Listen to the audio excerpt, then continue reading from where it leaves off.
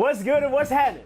Gary Striewski, Treavor Scales, the College Football Show. We do a couple of the things the same around here, but we got a couple changes that we also made. The main thing that you'll probably notice is this gentleman sitting right next to me. Correct. I am not Jason Fitz. He is not Jason Fitz, but Jason Fitz, he is still a part of the show. We'll get to that later. Our same responsibilities maintained, right? Sure. We're recapping the early games. We're getting you right for the ones that are coming up this evening. We appreciate you watching right here on Twitter, right here on YouTube Live, right here on the ESPN app. And should you so feel inclined, why don't you go ahead and log into your cable provider. Make sure you can watch all the games that we're getting ready to talk about and anything going on elsewhere, like Coco Gauff and Naomi Osaka taking on we're going there. All right. Open, right? Like a little bit of a left turn right there on the College Football Show. That's the cross promotion aspect that we gotta get. That was nice because it's going to lead to this. But like I mentioned, man, we are here to talk football. So let's do just that. The first of which we're going to talk about some top 10 teams that are in action. Sure. The big one, Bama.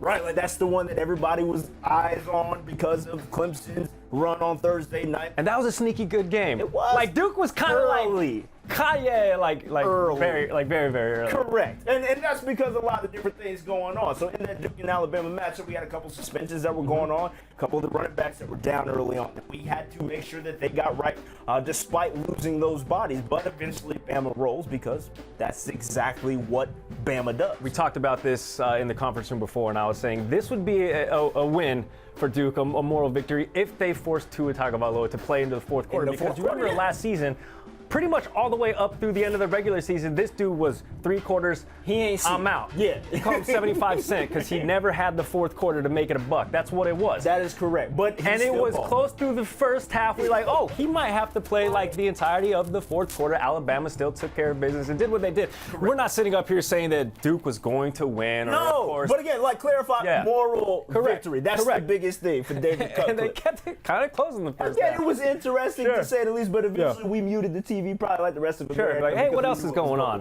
What else is going on? But yeah, that's the thing that, again, we here at the College Football Show on Twitter, on YouTube Live, on the ESPN app are responsible for kind of recapping all of the games that went down early on and getting you prepped for the night. And I want to kind of preview what exactly we have coming your way. We got Jason Fitz joining us from 2 different locations because he's one of the hardest working men in America. We hopefully will have Maria Taylor join us as well. And this is something you can expect all season long. We're going to have star power that will be immaculate, that will come in, drop knowledge, and get you right for any and everything you have to ask about in college football. Not just that, but I mean, obviously you said they're going to be on site. So if you can't get to the game, if you're not in Arlington right now, this is the best place to be. Maria Taylor actually...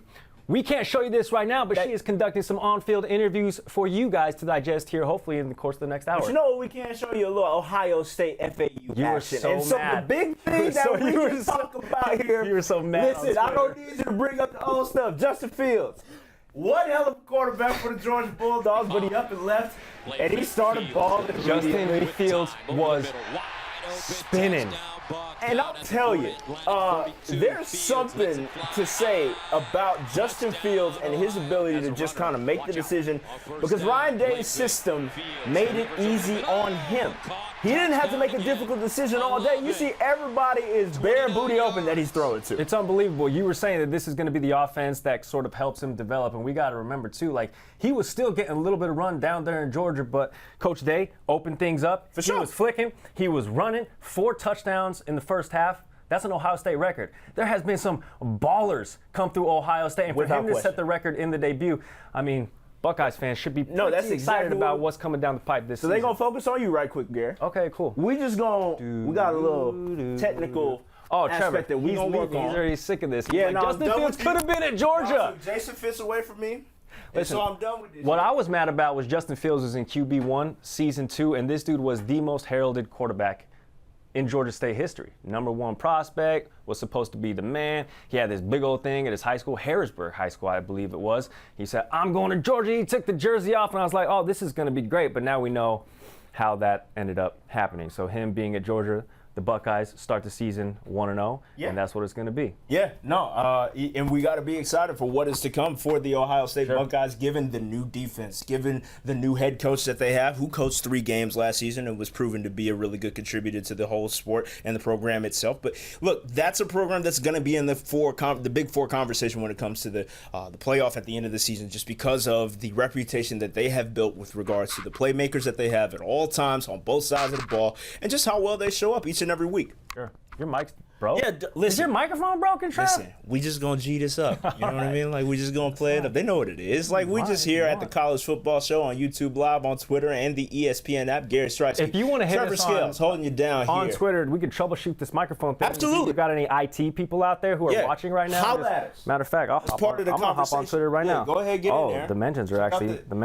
popping? They're Kinda popping? They're actually kind of popping off. I respect it. So, Right now, look, let me hop on the contribute to Twitter the trail. conversation. He is at Gary Striewski. I am at Treavor Scales. Please don't forget the A. And what you will do is chime in on anything you should so feel inclined to chime in on, right? Like, it's a matter of forwarding the conversation, getting us right. Oh, here we go. A2 alert. Rotate. Thank you. Much obliged. Yeah, I got you. Yeah, I'm hopping in some comments right now. How do I read these? Oh, commenting is off. Why did I turn commenting off? Let's turn those on. I thought you were asking how do you read, and that's a larger question, bro. Listen, I didn't. Not all of us went to Don't do Harvard. that. I knew you were gonna go. Not all of us went to Harvard, Trevor. That's not. Guys, I that gotta turn was privileged turn my information. commenting. That's on. okay. Look, okay. So we got.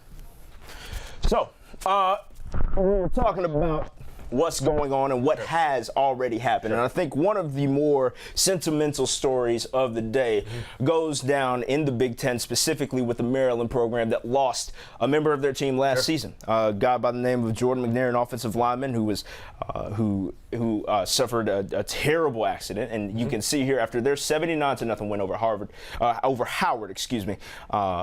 A offensive lineman, Johnny Jordan, tweeted out 79-0, all for you, brother. Hashtag Air McNair, hashtag 79 forever. So that's just one of those moments in college football that only this sport really can offer you, right? Like those sorts of bonds on display for the world to see just how much your brother next to you means to you every single time you line up and play a snap, and every time you have the chance to play a snap. And it's easy to forget, too, when we're watching these dudes, these padded up warriors. These are 19, 20, 21-year-old kids. So do you remember the cloud that was hanging over the program because it was, these kids were getting worked out too hard in off-season training, and there was not enough oversight from the coaching staff, or actually too much of the coaching staff forcing these kids to do things that, not necessarily weren't copacetic through NCAA regulations. And then they still had to go out there and play. I mean, this came down the pipe a couple weeks outside of the season, and then they had to focus on actually playing. So then to have this happen, 79-0, I mean,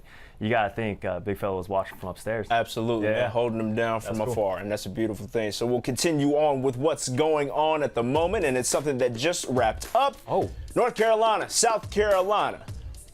Little southeastern rivalry that we got going on there. North Carolina picks up the win 24-20. Okay. Solid start for both of those programs, given that they're not much is expected from either one of them when it comes to their ranking within their respective conferences. But you look at that on paper, you're like, okay, SEC versus ACC. All right, you got South Carolina. Oh yeah, they should have been able to take care of some business, right? But they didn't. North Carolina got the bragging rights on the football field. They generally have them on the basketball court too. And now they're double dipping. Hey, now. Good for you. Shout out to Mac Brown, former cast member here at ESPN, now holding down the head coaching position down at the Tar Heels. Man, yeah, he was looking good in that powder blue. I ain't mad at it. But in any case, again, this is the College Football Show. Treavor Scales, Gary Striewski holding you down, trying to get you caught up on all the things that have happened in the college football space today. We are also responsible for getting you right for the primetime matchup as well. And Gary, this is just the start of a long season of something that we all anticipate, and that is the discussion surrounding the college football playoff, right? Like all of those Big Four members. Here's your slate, by the way, for this evening over on ABC, your ABC Prime game, Oregon-Auburn, a top 16 matchup there. My Dogs taking on Vanderbilt, opening up the season with conference play. Nothing easy, nothing to bat an eye at there. LSU taking on Georgia Southern. Had a nice little conversation with one of our production personnel about the potential that Joe Burrows has and what that LSU defense is going to continue to do. And then speaking of defense, number 7 Michigan playing as well in a Big Ten matchup as well. So when can we talk about what do you want to talk Tennessee? about, Gary? and what just happened. You know what? At Tennessee. That's worth a mention. I've been biting my tongue this whole time, Trevor, but they are turning up right now in the locker room. As they should. Georgia State goes into Tennessee. They got paid to go into Knoxville and knock them off. Yeah. That's very nice. That is impressive. That is an impressive win for Georgia State, and I don't know how many people are going to be calling for Jeremy Pruitt's job from Tennessee, like immediately. I can't believe. I'm sure the message boards are already. That's still the thing, right? Like message boards. They have to be. Oh. I'm sure like Tennessee Reddit is just going bananas. Stay out of the comment sections. Right. Just as a general rule of words. life. Just stay out the comments. I feel bad for the Vols because I mean it hasn't been right there in a while.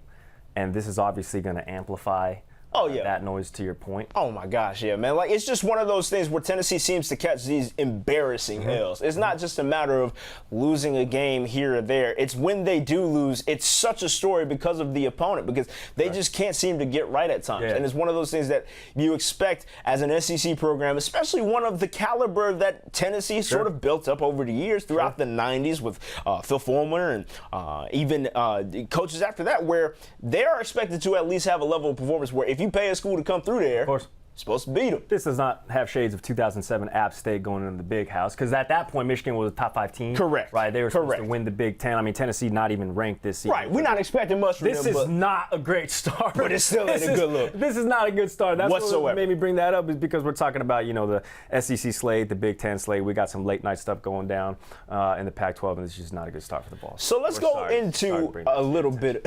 Let's go a little bit into this Oregon-Auburn matchup, man. I want to kind of set the stage just a little bit. And one more time, Max. You know what? Max tell me to lay out because we're going to visit our friend because I miss him, and I'm sure y'all do too. Oh, we're going to Fitz. Man leaves the studio, gets a front-end animation and everything. Unbelievable. Those Jason Fitz. Real quick, also. Down in the stadium. Kicking it for us down there. And Fitz, I got to ask you, been there since Thursday. I want to know who showed up in a bigger way, the War Eagle faithful or the Oregon Duck faithful?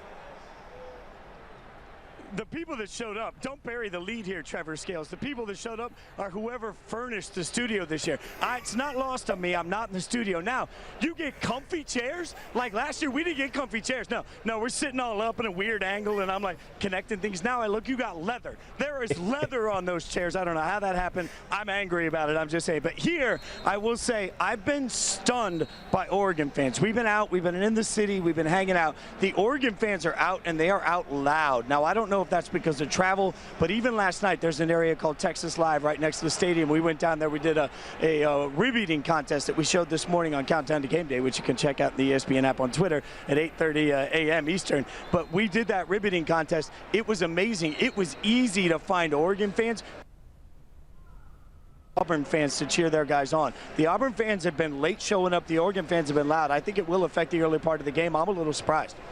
Fitz, actually, I have a follow-up with that because we know it's going to be a long season. Longevity, very key. I'm going to stick with the scene here because the thing that amazes me every single week about game day is it starts at like 3, 4 in the morning is when you wake up, and the game don't kick off till 8 at night. How?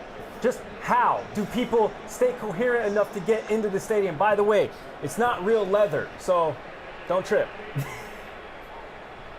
I mean, pleather counts. Pleather counts. If there's anything we get out of a quote of today's show, pleather counts, all right? Don't mock it. But on top of that, I'll say, let me double down on that. The amount of time the guys put in here is insane. Yesterday, my day started at 2:45 in the morning, and it ended at about 9 o'clock at night. And I thought that was unusual. And then when I got to set this morning at a little before 6 in the morning, I get to set. Pollock is already on set doing hits. Like, the amount of work that these guys put in, it's real. And for anybody that looks at it and says, man, this is the easiest job in the world, it's the best job in the world, but the guys put in a ton of hours just to get the content out there. It's really actually pretty amazing. And sitting in the production meetings, the amount of college football these guys live, eat, breathe is stunning. So they're doing it because they put in the work the rest of the week. So let's talk about the Cats getting ready to put in a little bit of work on the field right there behind you, Fitz. I want to kind of talk big picture for both of these programs because what Oregon has to do tonight is prove that the Pac-12 is worthy of a Big Four conversation at the end of the season. What Auburn has to do is lay a stake in the claim at potentially taking on the SEC championship. Where exactly do you see this playing out, and which one means more for each of these programs? This game means a heck of a lot more for the program of Oregon, because Oregon's not just playing for themselves, they're playing for the Pac-12. Realistically, the college football community is quick to check out on the Pac-12 and quick to make excuses why they're not good enough. Now, this year, a Utah team could surprise a lot. It's not even a surprise at this point. Utah could play their way in, but they didn't play particularly well against BYU. UCLA didn't look good. Obviously, they lose to Cincinnati. Oregon is playing for sort of bragging rights for the entire conference, and Justin Herbert is going to have to step up. He comes back for a 4th year, which is a special story in and of itself. But remember, Justin Herbert's completion percentage dipped last year, which is unusual to see at a quarterback at his level, and his completion percentage under was one of the worst in the country of elite quarterbacks. That tells you he struggles when people get in his face. That's going to be an issue tonight, because Auburn's defensive line is crazy. Top 5 defense last year in tackles for loss. That means tonight they're going to put Oregon in bad down and distance. Herbert's going to have to get them out of that. He hasn't been able to do that. So we're playing for Justin Herbert. They're playing for Oregon. They're playing for the Pac-12. There's a lot more on the line for them. Fitz, this is the last one for you. You and Bo Nix have a lot in common, because I was watching the game day show this morning. You guys are both strappingly good looking and doing your thing on the big stage. You said the first time you played MSG, you almost messed yourself. What do you think Bo Nix is feeling right now? True freshman quarterback, about to be on the grand stage at a neutral site, taking on a Power 5 school. And oh yeah, he was worrying about prom 6 months ago. Your words, not mine. Look, you're right. You're absolutely right. Everybody knows I'm all sleeved out. My right arm is everywhere I've lived in the moments I'm proudest of in my life. Madison Square Garden is on here because I went to shows as a kid. I went to games as a kid at Madison Square Garden. So the first time I got to play the Garden, man, worst show of my life. I should have put like doo-doo all over this tattoo, because it was a terrible concert for me, because I couldn't control adrenaline. We keep talking about Bo Nix and what this means for him. Well, he grew up wanting this moment for Auburn specifically. Now he has it in Jerry's world at AT&T Stadium with what is a sold-out capacity crowd. I expect jitters. I think that's the thing. We got to accept the fact that, like I said this morning and you said earlier, he was worried about promposal. Now he's worried about how to lead Auburn to victory. This is a lot of pressure on this Auburn team. They are expected to be a top 3 team in the SEC West. They will be a top 3 team in my mind in the SEC West. But if they're going to be able to take on the Bamas of the world, Bo Nix is going to have to play great. That starts tonight. I think there's going to be jitters. I'll be surprised if he's not human. And it's okay for him to be human. Let him work into the game. Our very own superhuman Jason Fitz joining us live from AT&T Stadium. Don't worry about the chairs, big fella. We'll holler at you later. Make sure you check Jason out at Countdown to Game Day on the ESPN app, Twitter Live, and YouTube Live. Behave yourself, gentlemen. Fitz just wanted to throw in another plug that he played MSG. We see you, Fitz. He balled at MSG. I think Bo Nix is going to ball. Yeah. This dude was Mr. Alabama football last season. True freshman. His dad played at Auburn. He's got Gus Malzahn. His dad was his coach. I mean, this guy, he was born for this moment. I mean, obviously the jitters are probably going to be. Without question. This is your first collegiate start. I think he's going to ball, though, because he doesn't have all the pressure. He's got that defense to be like, we got you. Without question. Just go do your thing. Without question. He's one of those. Your cadences. You're right. He's one of those cats that's built different, right? Yeah. Like, that much is apparent given all of the accolades that you just mentioned. And this game is built up to be, Justin Herbert versus Bo Nix. But this is so much bigger than that for both of these programs, right? I talked about it a little bit with Fitz, just about how the Pac-12 implications that come with this, similarly to how they came with Washington when they played Auburn last season, right? This is the same sort of stage built for the Pac-12. Sure.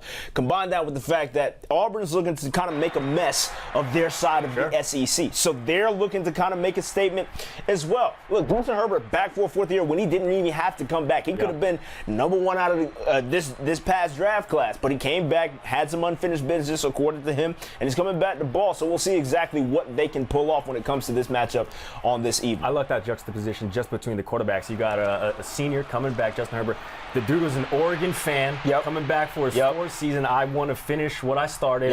And then you got Bo Nix, an Auburn dude. So both of these kids, you don't really see that very often. I mean, these kids grew up in their blood playing and rooting for the teams that they are now starting for in a primetime game week 1. And Auburn's defense, I want to kind of show a little love to them because what they have in that front four and then in the secondary as well, like it's the worst possible combination for Justin Herbert in that they have experience and depth at both of those two levels. So not only is he going to get pressure all the time, but they're also going to be able to cover on the back end as well. But he can handle it. Oh, yeah, he'll be straight. Listen. Spun it for 3,200 yards. He's going to be just fine. So another one of those primetime matchups that we're looking forward to. Georgia opening up the season with conference play against Vanderbilt in Nashville. And as cynical as I am, I still think the Dogs going to take care of business with Jake from State Farm at the helm. I was just about to say, don't sleep on DeAndre Swift again. Too. Of course not. He's back, and these dudes are going to come out and they're going to ball. Georgia ranked number 3 and pretty much didn't lose too many pieces. I mean, not at all. Their backfield. But their defense, they returned 7 of those starters. Yep. Yeah, you got Jake Fromm. This is like my 3rd or 4th QB1 plug on Netflix. But this is why I fell in love with Jake Fromm, because he was in season 1, and I saw this kid. He went camping and fishing by himself, just in middle of nowhere, Georgia. And I was like, I could rock with this guy. So I rocked with Georgia last season. He's got a swagger about himself that you have to love. His decision-making is pristine. It's one of the reasons why a guy like Justin Fields transferred up out of there, why Jacob Eason transferred up out of there, because they know, this dude is the future of Georgia football, and it is without a question that Kirby Smart is rocking with him till the end of this bad boy. I love how I'm like, I saw him on Netflix hunting and fishing, and Treavor, remembering that this is a football show, saying, Gary, he's also very good at football, too. Look what he did last season. That's my bad. That's my bad, Treavor. Hey, one of us played college football at Harvard. Don't do that. In any case, this is the college football show. Treavor Scales, Gary Striewski, holding it down here. We're getting you right from all the past happenings in college football. We also get you preview, and our next preview that we'll get into is the Michigan Tilt. They're taking on Middle Tennessee. And, upset alert. Actually, no. We talk about listen. this, and we're supposed to say if we see an upset coming, and I sort of already blew the lead there when I mentioned App State, Michigan, 2007. So I'm not saying that's going to happen today at the Big House. What I'm saying is we're not too far removed. It's only been a dozen years. Michigan fans always excited about every college football fan base is excited at the beginning of the season. However, I still think Michigan fans are a bit tempered because it wasn't too long ago that it was the biggest upset in college football history when that's always going to feel like it just happened yesterday. Bro, you always going to feel that way. We're always going to bring it up at the start of every single season because it did happen. I'm not saying it's going to happen today, but that's always looming large when that's more than real. And so when it comes to Michigan's roster, like I'm looking at Shea Patterson, his second year in this offense. It's a different offense, one that's catered more to what exactly he did back at Ole Miss. A guy that can really take care of business with his legs as well as his arms. So hopefully he does get a chance to kind of work that. And then you look at that defense, man. That's what I'm excited to see. Don Brown always has those boys right, and they'll continue to execute at a very high level. So we'll see what our boy Shea can do offensively, and then defensively. Michigan lost a lot of pieces, but they're one of those programs that continues to just re-up regardless of who steps into those starting roles that were voided. The last one we're going to talk about here, Georgia Southern, LSU. Okay. Our primetime matchup, they're 7:30 as well.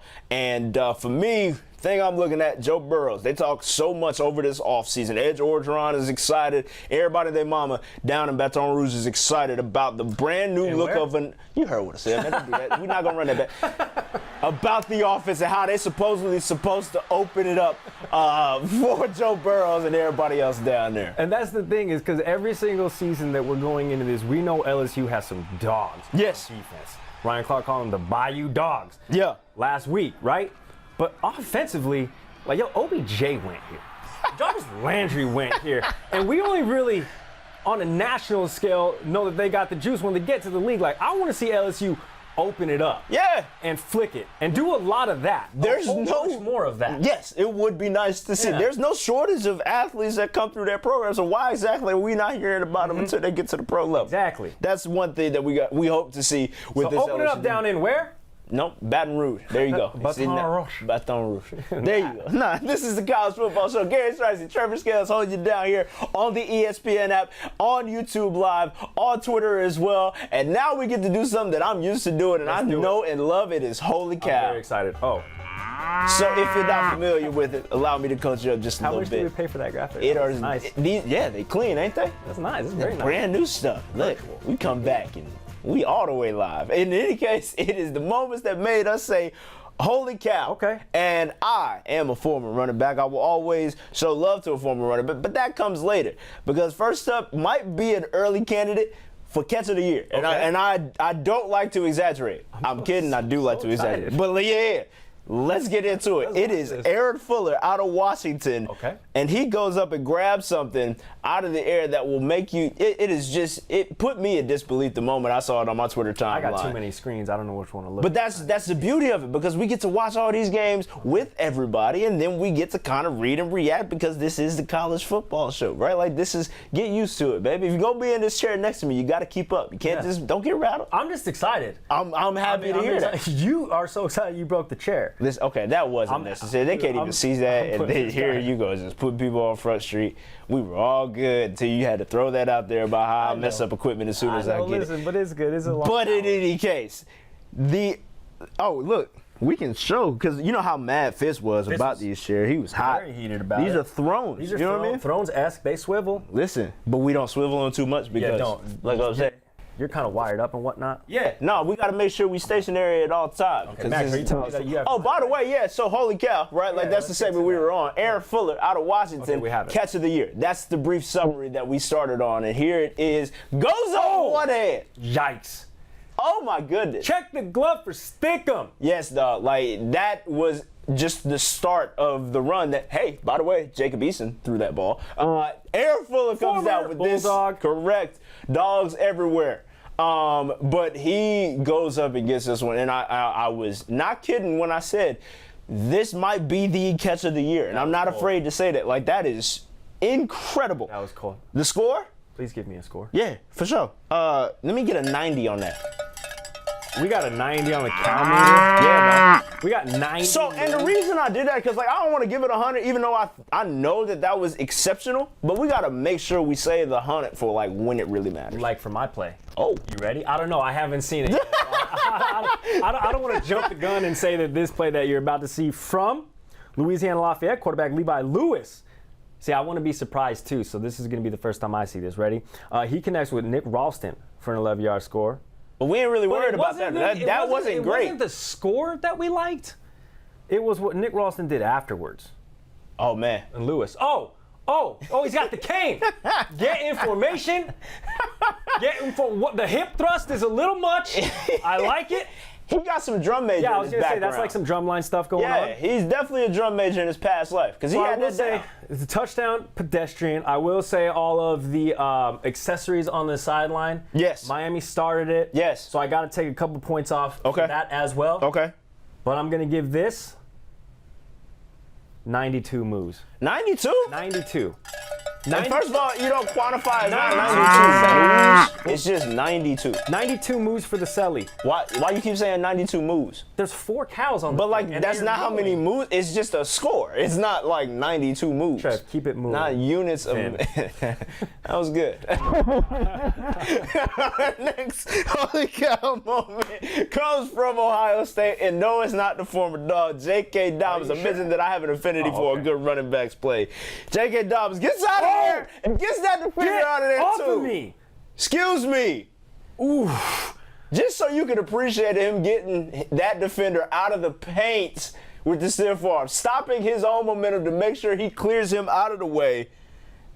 That play had layers because he put a cut on that I thought was going to be the focal point of why we were showing this whole. Nah, man, you got to be patient. He just bodied. Yes. Just bodied that. Yes, that was like the Marshawn. I thought he was going to break. I thought he was taking it to the crib. That close. But he did lose his momentum. But because he did not take it to the crib, that's exactly why we're giving this hill at 83. Okay. 83. That's a solid score. Do you think I'm going to say anything disparaging about any of these plays? I could not do any. I couldn't do any of that, dude. And look, I'm not disparaging the brother. I'm just I know you're not. You played college ball. Don't do that. We move on. We move on. That is Holy Cow. You can check that out every single week right here on the College Football Show. Treavor Scales, Gary Striewski, holding you down here on YouTube Live, on Twitter, on the ESPN app. Make sure, like we're here getting you right previewed up for these 7:30 kickoffs. Make sure you also log in with your cable provider so you can make sure that you can check out those games. Feel free to click on over there. You can come back to us, chime in a little something, go back to watching the game. We're here for you up until 8 p.m. Eastern to kind of take care of you on everything that has to do with college football. The very next thing that we're going to do, a little something that we like to call Break It Down. See me? Oh, I like that. In there, I got a little opening animation as well. Things now, official. Listen here. I played a little college ball. You mentioned where exactly it was. I ain't got to say it again. And we're going to get into a little bit of a way too early conversation about the Heisman. Let's talk about it. Let's talk about it. So, like, do you running back's going to win it this year? You have a running back winning it. Only because I saw Jonathan Taylor and Travis Etienne eat over this past weekend, and those dudes are unstoppable. That's fair. But my favorite right now is Justin Fields. You look at the game that he had today. When it came to him opening up that offense like we had never seen before because of what he brings to the table, not only from a standpoint of his ability to throw the heck out of that ball, but also when it comes to what he has the ability to do with his feet. Like, it's just a matter of him bringing a set of skills to that offense that hasn't really been seen to that level, right? Dwayne Haskins is slaying the heck out of that ball. JT Barrett can run as well. But this dude does both of those at another level from those. So we've seen Ohio State quarterbacks do exactly what you're saying, and Justin Fields obviously is JT Barrett and Dwayne Haskins morphed into one, right? So we're used to seeing this from Ohio State. I don't think we're used to seeing the level of production that Jonathan Taylor single-handedly has done for Wisconsin. He had a Bill 50 all-purpose yards in the first I'm so glad you said that because we can get right into the discussion about Jonathan Taylor. We can get there. We can definitely get into that because his Friday night performance was phenomenal. Like you mentioned, 183 yards from scrimmage. This man got his first 2 receiving touchdowns of his career, right? Like, this is the back end of his career, but it is the first 2, and that's what impressed me most about him is that he's incorporating a little something else into his game, right? Like, this dude is known to be that big bruiser of a runner within that Wisconsin offense. But here he is catching passes out of the backfield against USF, and what do you know? Like, this brother might change the dynamic and get himself talked into, like, early part of the NFL draft, courtesy of it's not only the Heisman conversation, but then we're talking about a projection into the future. Oh, we're 100% seeing this dude play on Sundays, and it wouldn't really surprise me if he was one of those outlier running backs like your Ezekiel Elliott's who people take first, second, third round stock into. For sure. Third round, I mean, is a little bit past what we're talking about here. But first, second round, I can see that with the trajectory he's on. Right? For sure. Like, this is another level of production. But he also has that resume from last season. That's why he was awarded the Doak Walker Award. He was the best running back in all of college football. So you're high on running backs getting the Heisman. I just want to see a running But which one do you have getting it? Gosh, see, Travis Etienne.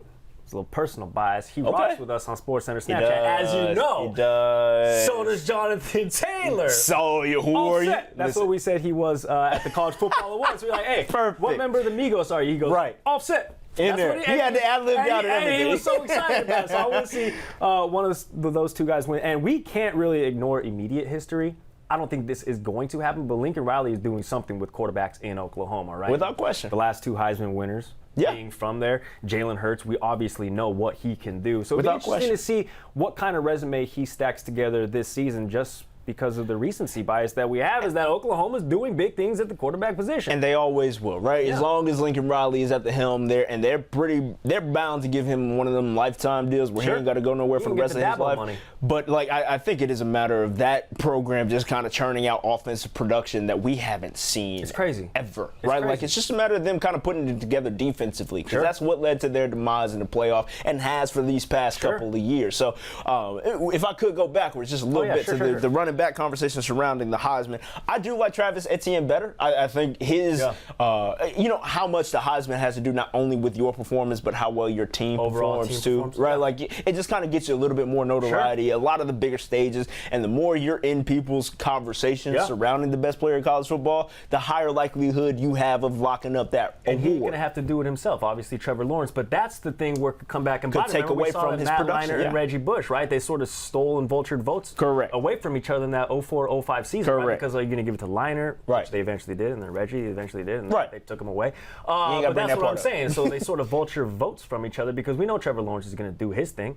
We know Travis is going to do his thing, so then at that point it's a coin flip. Which one are you going to vote for? Yeah, I just never thought that Travis got enough touches in the last season, but hopefully he does get a few more this season. But in any case, we've done a lot of teaching and talking, but I think we got a little something that we can get into at this point, and that is today's lesson. Let's take a look at it, brought to you by Dos Equis. Hey, this is Mike Golic Jr. with the College Football Golic got Show, some and big hands when today's he does lesson that. is Look how to be a college football super fan. College football is all about tradition. You stick with the tradition, you're in good hands. From the Sandman to the 12th man, there's even a dinosaur man. Hold on, can we run that back? We really need to take a look at this guy. The footwork, the crouch, the hands, all of that commitment. We can learn a lot from this guy. Sometimes that tradition could be as simple as nailing an easy gesture. Get that right and you're in. Again, take note of the dedication, the timing, great form. Even when your team lets you down, it's always good to show your passion. Let the world know how much you care. Yeah, just like that.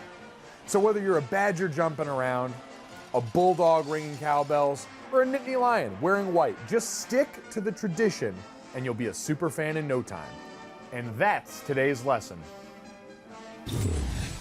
Mike all off in our studio, ain't he, Gary? In any case, appreciate that. Now, if you want to learn more, Dos Equis has created an online university where fans can take full 10-lesson courses taught by football expert John U. Bacon. The credentials are real, I assure you. You can actually earn a football watching degree, provided you can pass the exam at dosequis.com/edu. Here is an example question. Okay, which of the following is not an accurate description of the play in question? I'm gonna go with dead ball tricks because I'm not entirely sure that exists. Simple and plain. But that's it. So that's that, and we go into a little, because you come in and evidently you just get your own segment. Wow. As soon as you sit in the chair. I asked, squeaky wheel gets the oil, all right? Open mouth gets fed, is that what they say? Oh, look at that. Don't get fed. I got a front end too. Yeah, you do. That's the man mask. This is the man, give me that segment, and it's probably not self-explanatory based off of that graphic, but this is basically gonna be self-explanatory when you've seen it, right? Give me that. You see a receiver go up, yeah. You're gonna catch it. Might be a running back. Basically, what this is the best catches we've seen. I like it. From Saturday. Come in here with the creativity. Man, give me that. Let's hop into it. We got 3 of them for your viewing pleasure today. What do we got? Boise State, Florida State. This is Khalil Shakir. Jumps over his defender. Listen. Catches the rock. Gets his foot down. Remember, it's college. You just need one. Oh, draped all over him. There's one, by the way, and that's 2. Yeah. So that's good in the NFL too, Gary. He's straight at any level, watching bro. the game.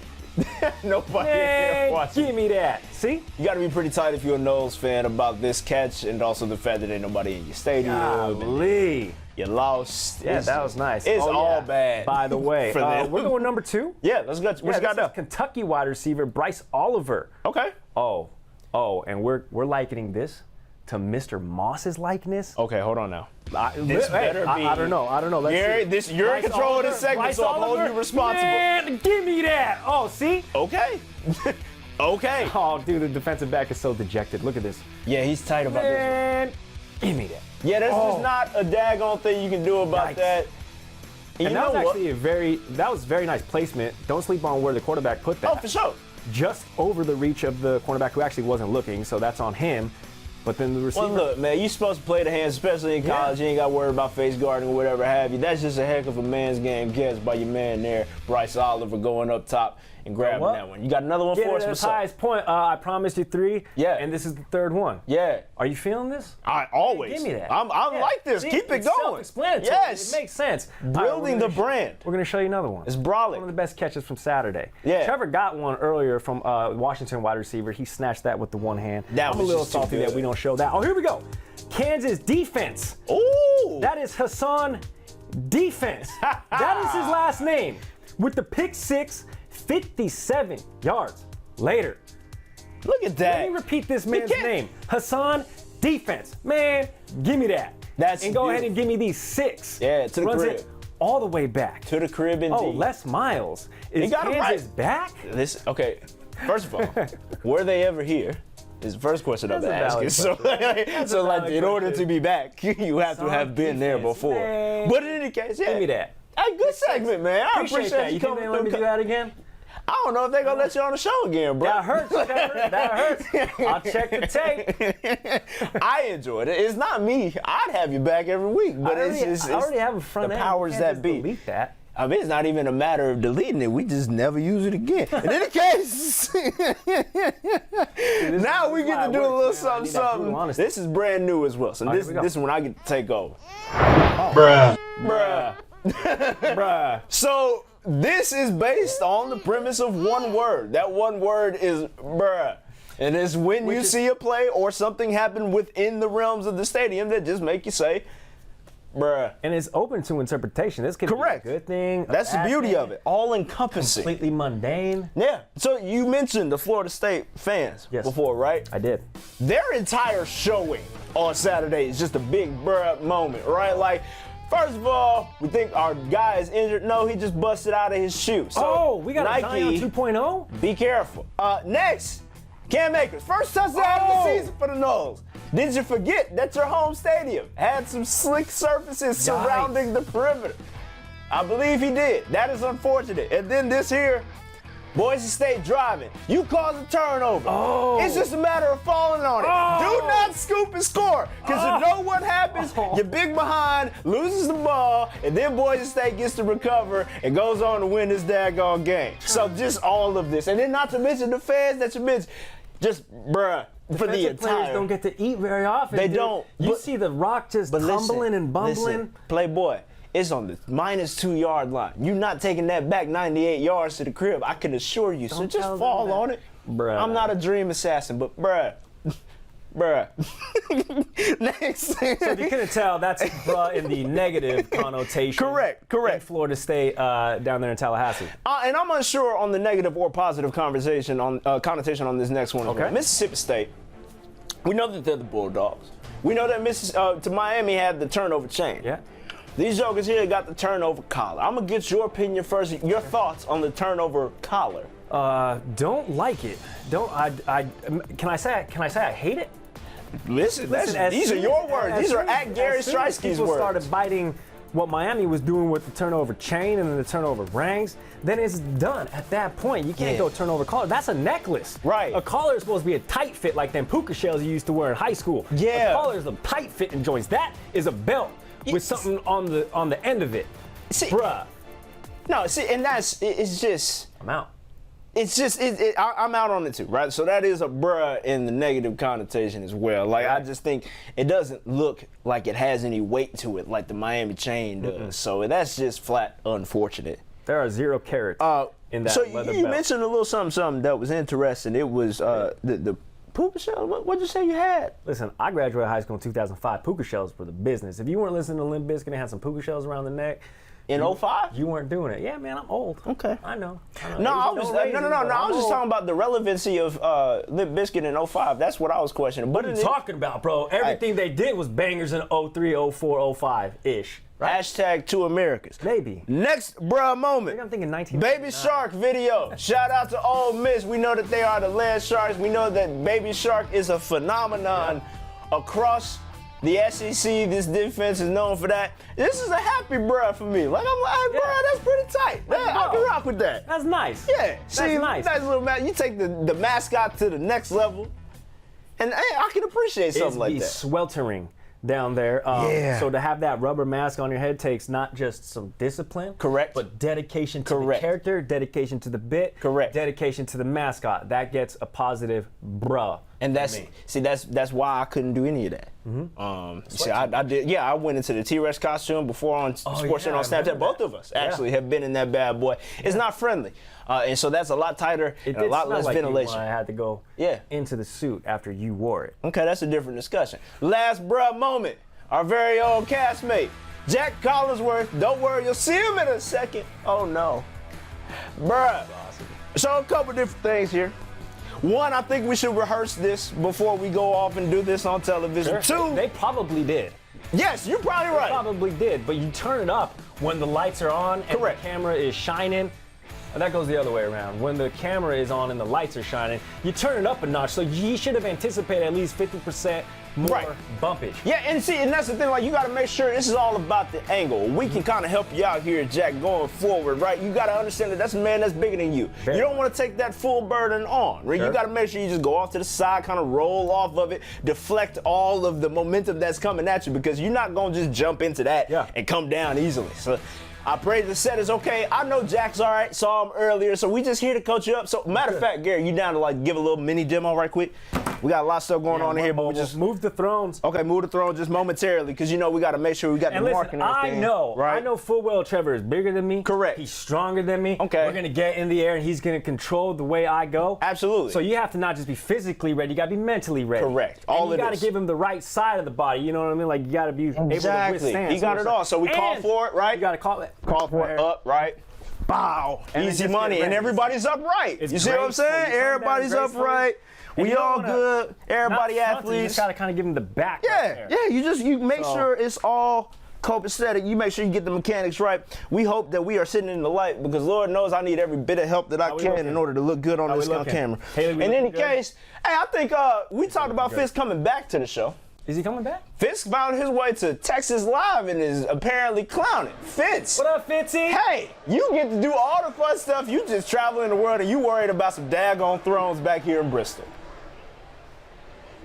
I'm just saying, first and foremost, in your bro moments, there's two of them. One, I just ran in the Texas heat to get to a bar to talk to you guys. That's number one, which is already a bro moment. Number two, are we just going to bury the fact that Gary Striewski just revealed to the world that he's Puka Shell guy from high school? If I said that, I'd get crushed for it. Oh, we talked about it a little bit. Puka Shell? Be better. Be better. I'm just saying, be better, Gary Striewski. I'm angry. You were rocking Puka Shells in 05. I'm angry. And y'all get to run around in the T-Rex suit. I never got the T-Rex suit. Like, I've done Snapchat how much. I never get offered to be in the T-Rex suit. And it's meant the little guys. Like, the amount of disservice being happening. That's not the smoke you want, I can assure you. But in any case, let's talk about this bar that you are in. We want to know, okay, what's the vibe like? Is it primarily Auburn? Is it primarily Oregon? What you seeing around you? Well, now it's primarily Texas Rangers fans because they cleared out to go to the game. When we left the game running over here, it was about 50-50. I told you guys before I was thinking it might end up leaning heavy Oregon. It looks like it is going to end up being about half and half. The Auburn fans have shown up. I think the weather probably delayed some of them coming in. That place was legit. I still will make the argument in the stadium, on the field, Oregon fans were louder. They were crazy. They were more into the game coming into it. Fitz, what else did you learn on the field? Do you think Oregon is that much more hyped because they realize that with Justin Herbert coming back for a senior season, like this is as good of a shot as they're going to get for one of those New Year's Bowls? Man, for my money, I looked at both of those teams before we left. I thought both those teams were walking with swagger. Like you guys were talking earlier about some of the programs today that haven't shown swagger. Both those teams weren't walking around hype. They were walking around confident. There wasn't a lot of jumping around on the field. There wasn't a lot of like trash talking on the field. Nobody seemed like they were really like elevated for the game. Everybody seemed level, like they were ready for it, focused, concentrated. It really felt like a focused environment. That surprised me. I thought in that crowd we might see everybody sort of jumping around and acting like they were hyped for it. No, everybody was just square, like there to do business. Treavor Scales, Gary Striewski holding you down on the College Football Show, former host and now host of the Countdown to Game Day. Jason Fitz joining us here. And as the game just gets rolling between number 11 Oregon and number 16 Auburn over there at AT&T Stadium, Fitz, I got a question. Like the question of physicality came up quite often when it came to what Oregon has since changed their identity to versus how they can match up with Auburn's already predestined physicality. How exactly do you see that playing out?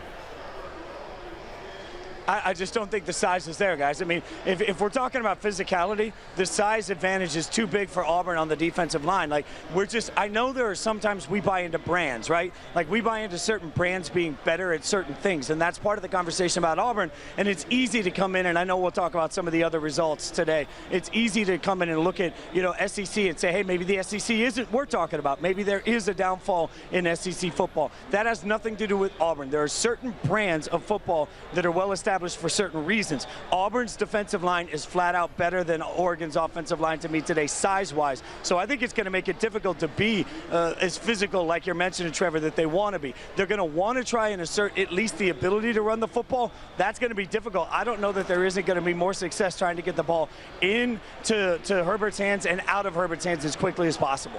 When it comes to when it comes to Oregon and what Justin Herbert is equipped with around him, we're looking at this game as it plays out. Auburn just gives up a 3rd and short conversion, and it looks like that physicality is turned up for the Oregon Ducks. But what else personnel-wise do you see contributing to this Oregon offense? man, making me look wrong right out of the gates, right? Like, that's what they're doing. They're making me look wrong, Treavor. Look, let's also remember, by the way, first game of the year, as this thing wears on, that's when physicality is going to play its ugly head. There are not, the weapons for Justin Herbert are good, not great. They're not at the same level as some of the other Pac-12 weapons. They're good, not great. Justin Herbert's what makes the weapons around him great. I will say, to your point of physicality early on, that's fine. Let's see where this thing is the fourth quarter. Do you guys really believe? I mean, we saw that today. Look at the Florida State result earlier, and you can look at how, as these games wear on, these games' dynamics change. There's going to be a feeling out process in the first quarter of this game. Let's see what it really looks like in the fourth quarter. Jason, it's way too early. We know it's week 1, but Oregon just sitting outside of that top 10. Are there realistic playoff pictures with this team, knowing all of the cast of characters offensively, specifically, as they just open it up? Justin Herbert out of the 3-yard line here as he connects with the wide receiver. Legitimate playoff chances this season for them. Sure. I mean, I think not only for them, I think if they can go in and win this game, that helps the conference as a whole. We talked about it earlier. What's on their shoulders? Utah. Utah is the team, they're number 14 right now, that everybody has their eyes on because Utah has better weapons. They don't have better quarterback play. They have better weapons. Now, they didn't look great week 1 against BYU, and that's BYU. They should have been able to dominate. But Utah and Oregon are both teams outside of the top 10 that have a realistic shot at getting their way into the playoff conversation. We know, let's say that we know today, and we'll just say this, we know today, Alabama and Clemson, let's say we know those two teams are going to come in, although Georgia, I think Treavor Scales will remind you that Georgia feels like they have a part of that conversation. With those last 2 spots that are remaining, I do think the Pac-12 and the Big 12, 2 conferences we like to sort of, we like to say a lot of junk about the way they play defensive football. Both of those conferences have realistic shots at the playoffs. I would not be surprised at all, guys, if our final playoff 4 looked like the SEC, Clemson, and then a Pac-12 team and a Big 12 team. When it comes to the Auburn angle, right, like, we got to talk a little bit about them and their playoff hopes. The road for them is obviously something that is something that you look at and know that they will be battle tested at the very least when it comes to their chance to get to the SEC, be the SEC's representative for the playoff. And as they get a big stop here at the 3-yard line against Justin Herbert and them, this is a big stop, a big defense that has the ability to make a lot of big plays. But when it comes to what they can do and what their projection, their ceiling is as far as the season goes, how well do you think that this Auburn Tiger team can perform?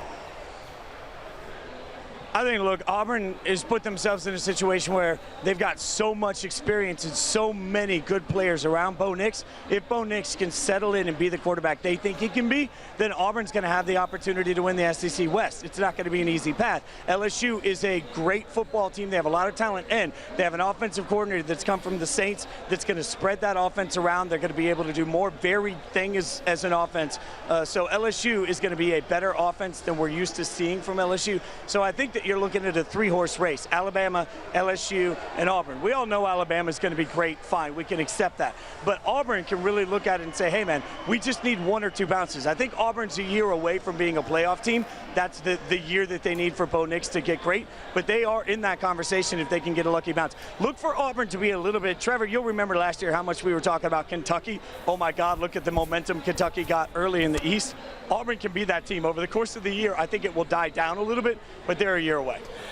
Oregon draws first blood in the Saturday prime matchup between Oregon and Auburn. They go up 6-0 on a Justin Herbert scramble. Jason Fitz, I just want to check on your confidence level in your pick. I just wanted to see if you were good with that result, just to start things off. Well, have I made an official pick? I don't know. I just wanted to see. I'm trying not to make. Look, again, my lack of confidence in Justin Herbert because of the Auburn defensive line is matched by my lack of confidence in the moment for Bo Nix. I think this is a really tough game to pick. What Oregon has to play for is so big. Here's what I want to see. I want to see Oregon win, and not because I have any bias against Auburn. Shut up if you're going to tweet me about that. I don't want to hear it. I want to see Oregon win because I think what's best for the world of college football is for the entire country to remain engaged in college football at the highest possible level. The Pac-12 being good is good for college football. I want that conversation. So I want Oregon to go out and assert some level of dominance. I want Justin Herbert to get the same level of love he gets for coming back for a 4th year at a college he loves that we gave Peyton Manning all the way back in the day when he did it, right? That's what I want. I think that just the physicality of Auburn's going to wear down over the course of this game. I'd love to be wrong. I think Auburn's going to win. I hope I'm wrong.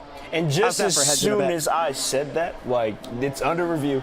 That touchdown. So you're safe for now. About like you're still in a stalemate. You don't have to go know exactly what's going on. But here's the touchdown. I put that in air quotes. Justin Herbert on the scramble over to the right, sneaks in for the moment. It is ruled a touchdown. We're waiting on the final ruling because, of course, every scoring play is under review in college football. And as they continue to give the ruling now, it is tough to watch this on mute and tell you exactly what is going on. But we have the visual of font that says the call was reversed, so no touchdown right now for Jason Fitz. It seems to still be 0-0. Hey, we appreciate you joining us live from quite the scene, man, over there across the street from AT&T Stadium. Let's go make some friends. And Twitter, chirp him. Auburn, did you hear him say he hates you guys? I'm going to go sleep. Oh, that works too. Wow. Gary Striewski. So Puka shells. Your new nickname is Puka. I don't want to hear anything from you, Puka. That's all I'm saying. I'll blast that up for you. I'll send you the picture after this show. We got like 10 minutes left. Fitz, get up out of here because Oregon just scored. Just leave. They did just score. Okay, yeah. This one was not a question. Have fun, boys. Thanks for having me. That is a valid point, though. Absolutely. In terms of the Pac-12 at least having to have a team that's relevant on the national scale that's in this playoff picture, right? Because otherwise, I mean, you have your college football diehards. You watch every single game from kickoff until the very last game in the Pac-12, which they're adjusting some kickoff times because they understand that the entire East Coast, stay up. Yeah. But if you have a team like Oregon who's in the national mix or another team, you know, I'm thinking Stanford, I'm thinking USC, who's good on a national scale, who's at least flirting with the possibility of being in one of those big-time bowl games or at least being a disruptor in the playoff scenario, it's better for college football because you have a Power 5 conference structure. But really, we're only talking about, 4 of those conferences as it relates to the playoffs. Oh, so for sure. And sometimes 3. You want somebody in the Pac-12 to be good enough. Yes, absolutely. So as we here on the College Football Show, Treavor Scales, Gary Striewski holding you down here on Twitter, on YouTube Live, on the ESPN app. Let's kind of continue into the Pac-12 conversation. Sure. Just a little bit, quick little tidbit before we get up out of here. Look, one thing I'm looking for in Washington State's matchup today, Gardner Minshew he's moved on. Did he make the team with the Jags? Did he make the team? We're actually still kind of figuring that out. That's something that is released over today. Check Adam Schefter's timeline. True. But in any case, I'm looking forward to Washington State's senior quarterback, Anthony Gordon, taking over. Mike Leach's air raid offense is bound to give him production, but just how much can he produce? Can he get to the levels of Gardner Minshew? That is up to be questioned. We know that the defense has slightly improved year by year, that Mike Leach has been there as well. So that's a matchup that I'm looking forward to. I just like Mike Leach in general. He's obsessed with Pirates. He's great. Apparently is what we learned last season, or at least I learned last season. So that's at least one of those fun schools. See, I'm one of those guys. I didn't go to one of these big time schools. I didn't play college football. So I like characters. Yeah. I like cheering for teams. Storylines. With Clemson this season, it's a long story. I was rocking with Georgia last season, but I like being able to root for coaches like this, like sideshows, not even a sideshow, but like characters. Yes. Personalities. People who are going to be disruptors. I'm going all in on Yale this year.